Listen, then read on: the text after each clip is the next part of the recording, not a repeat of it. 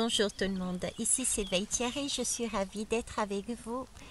Aujourd'hui nous sommes le 20 avril, pourtant ce que je vais vous lire, je l'ai écrit hier le 19 avril. J'ai choisi, me direz-vous, un titre? Non, ce n'est pas moi qui ai choisi, nous avons choisi, puisque presque arrivé à la fin de l'enregistrement de ce texte, sont arrivées deux autres personnes, Hans et Isabelle. Nous avons tous les trois d'un commun accord mis donc en titre « Quand on n'a que l'amour, les canons n'ont plus rien à dire ». Et je vous expliquerai pourquoi à la fin. J'étais donc le 19 avril, installée dans la forêt des cèdres. Je me sens bien, posée, en sécurité. Le chant des oiseaux, des voix d'enfants dans le lointain. Je me suis allongée à même le sol avec un arbre pour y poser mes pieds de façon surélevée. De par sa position, sa forme, il s'y prêtait. Tout en arrondi sous mes plantes de pieds nus, un tapis de mousse aussi doux que du coton. Mon amour de la nature a toujours été très fort. Mon lien avec elle ne peut se dissoudre ou se casser, je le sais. J'ai pris réellement conscience de cet échange d'énergie près d'un chêne proche de la rivière de Montpellier. L'envie de ne faire qu'un a été si forte que je me suis sentie fondre en lui et ne faire qu'un. Instant magique, le mot est trop faible. J'ai souhaité, ce jour-là, du 19, le revivre ce moment. Le moment s'y prêtait avec cet arbre que j'aimais. Cependant, bien vite, l'expérience a été plus loin que la dernière fois. Dans ce tableau, nous, l'arbre et moi-même sont venus s'intégrer d'autres êtres, âmes, animaux, les fourmis que j'entendais, les oiseaux aussi, le bruit des feuilles bercées par la brise, les sons mais aussi des images. Puis, de plus en plus, le tableau s'élargissait et en même temps se fondait en un. Je voyais des liens circuler des uns vers les autres. Telle l'expérience que j'ai eue aussi sur mon diamant avec les étoiles. À ce moment-là, j'avais vraiment cette impression que nous nous expansions, grandissions. C'était amusant. Comme si le fait de se nourrir de ces, je dirais, transmissions et prendre soin des uns des autres, de discuter, d'échanger, nous permettait de grandir en taille. D'ailleurs, l'espace devint si petit que je vis une main ouvrir, une fermeture éclair, et je ressentis alors comme une bouffée d'oxygène, une libération. Et là, un nouveau lieu, encore plus riche en faune et en flore, que je ne connaissais pas forcément, et j'y étais intégrée. Et j'étais aussi ce paysage. Ce mot paysage n'a pas de sens, il ne me plaît pas, car il semble figer les choses, les êtres, alors que tous étions vie, échange, amour. Deux autres fermetures éclairs sont apparues par la suite. Puis, d'un coup, mais tout en douceur, je me retrouvais plus vers l'extérieur, me semble-t-il, de Gaïa, vers les autres mondes, mais plutôt la sensation de la pénétrer. Toujours connectés à certains, ne formant qu'un, nous descendions ensemble, en cercle. La sensation de descendre un escalier sur des cercles larges et de plus en plus rapprochés pour arriver à un point précis. Nous avancions ensemble avec cette impression de travailler la terre, l'aérer, et au passage des animaux, des je ne sais comment les nommer, inconnus, apparaissaient, nous rejoignaient et ne faisaient qu'un avec nous. C'était saisissant, cette puissance, cette force, ce partage, cette sensation d'être aussi là, à ma place, et d'être comme tous les autres. Cette sensation d'être une jardinière parmi d'autres jardiniers, mais aussi d'être, je ne trouve pas les bons mots,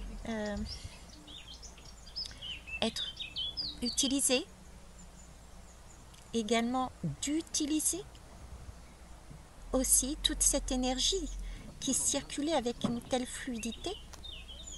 Chacun prenait sa part et donnait aussi en retour. Le point est là. L'arrivée, le centre de la Terre, lequel? Celui de Gaïa. Dans tous les cas, je sais que c'est le point d'arrivée. Ne me demandez pas comment. Impression d'avoir traversé comme une coque. Une coque qui m'a fait penser à de la roche volcanique. Puis, une ceinture de lave est apparue, orange, avec ce sentiment de force et de bienvenue en même temps. Un feu, une flamme qui semble brûler et qui en fait réchauffe le cœur. Puis une porte est apparue.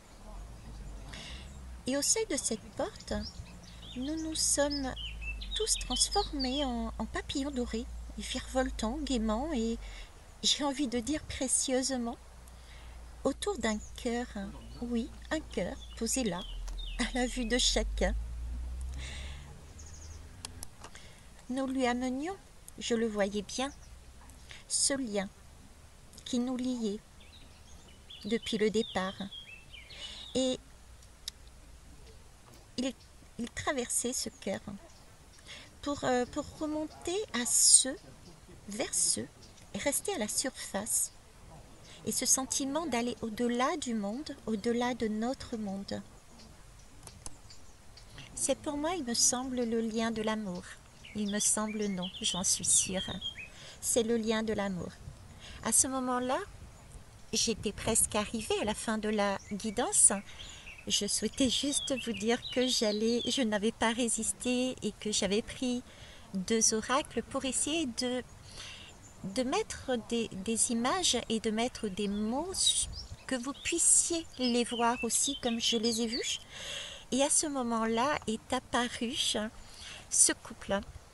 Un monsieur d'un certain âge avec une dame plus jeune venir vers moi, les mains jointes comme une prière avec des yeux mais magnifiques qui resplendissaient d'une lumière. Et ils sont arrivés devant moi et m'ont remercié parce que le fait d'avoir vu cette chapelle que vous voyez à l'image, moi à côté en train d'écrire et de parler, a fait revivre à ce monsieur un moment inoubliable de sa jeunesse. Et il a trouvé ce paysage que l'on donnait magnifique. Et il en aurait presque pleuré. Donc je remercie Hans d'avoir partagé ce beau moment de sa jeunesse. Je remercie aussi Isabelle qui a fait la traduction parce que Hans est allemand. Et nous avons bien sûr profité de ce moment-là pour discuter un bon petit quart d'heure. Nous sommes arrivés à comment vous dire, avoir les mêmes ressentis, à savoir que nous avons eu vraiment l'impression d'être actuellement comme si nous avions une main dans notre dos qui nous poussait sur la bonne route. Sur la bonne route, nous avions des synchronicités. Telle par exemple, Isabelle me disait qu'elle a fait sa BA, comme elle dit. Elle venait de Marseille et qu'elle n'avait qu'une hâte, c'était monter sur ce site-là. Elle ne savait pas pourquoi ce site, mais c'était celui-ci. Et elle me disait, quand je t'ai vu, j'ai su que c'était toi. Et ça a été vice-versa, pareil. Donc voyez ces moments de connexion que j'ai ressentis hier avec tous ces êtres que je ne connaissais pas forcément. C'est vraiment la sensation que j'ai vécue aussi avec Hans et Isabelle. Et ça a été pareil pour la même chose. Donc nous avons vraiment des ouvertures sur l'amour, hein, l'amour de soi, l'amour, le lien entre les êtres humains, mais j'ai pas seulement la notion d'être humain. Il y a des êtres visibles et invisibles, il y a la nature, il y a les animaux, voilà, c'est tout un monde, il y a des mondes, et on ressent de plus en plus ce lien-là qui est en train d'émerger, hein. Et ça, c'est magnifique. Donc, je vais vous présenter maintenant les deux oracles que j'avais choisis. Donc, le premier, c'était l'oracle des rebelles sacrés. Il y a 3 lames qui ont littéralement volé et se sont placées, mais vraiment d'elles-mêmes, avec cette symétrie parfaite. D'accord? Il y a la lame numéro 2, la confiance intérieure. La lame numéro 16, ce que vous voulez, vous veut. Il y a eu celle faite de beaux rêves, la lame 19. Par contre, la lame 28, rêve collectif, est le dos de deck. Et il y a l'oracle des murmures. La première a été la numéro 5, Ostara, l'éveil. La numéro 4, le feu intérieur, et c'est amusant parce que ça se rapproche de la vision de roches volcaniques et de lave avec le cœur à l'intérieur qui s'élevait. J'ai eu ensuite la lame numéro 27, le familier, ce qui ne m'étonne pas non plus puisque, comme je vous disais, j'avais ce sentiment de ne pas être qu'accompagnée d'humains. J'avais beaucoup de faune, de flore, de minéraux aussi. Et en dos de deck, j'ai eu la 42, la correspondance magique. Et voyez-vous, c'est exactement ça, oui. C'était bien. Autant dans cette journée du 19 avec mon arbre, mon coup de cœur, c'était bien une correspondance magique. Tout autant que la correspondance a été magique avec Hans et Isabelle. De leur part, je me permets aussi de vous donner une musique qui a porté Hans aussi à se dévoiler à moi.